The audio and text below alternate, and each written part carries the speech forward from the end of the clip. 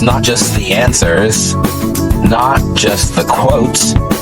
It's life in the margins. It's time for CluffsNotes. Hello, and this is Todd. Welcome to CluffsNotes. I want to talk about something that comes up over and over again in both relationships and leadership.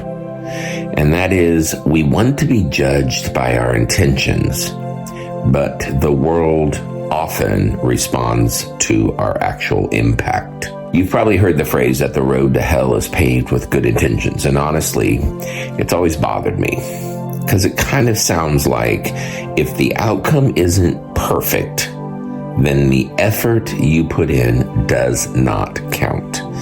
And I just don't buy that. So here's where the learning lives.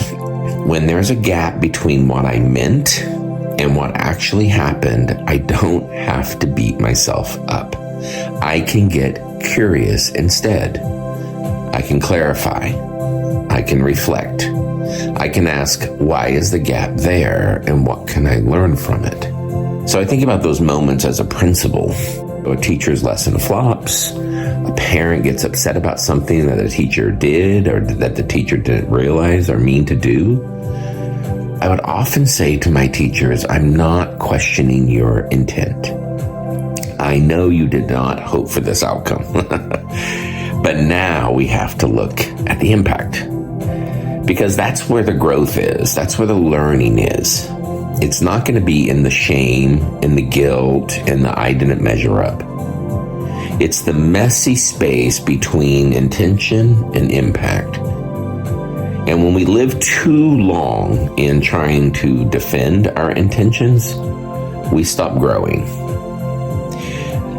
If we can get curious about that gap between our intentions and our actual impact, that's when we start learning. All right, so here's your nudge for today. Where is the gap showing up in your life right now? Where might your best intentions be landing sideways? And what shift, if you got curious instead of defensive or defeated, what shift might happen? So reflection, ownership, grace.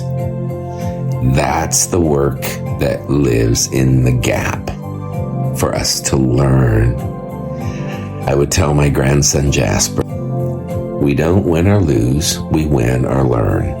So what do we learn from this? How do we learn from the gap?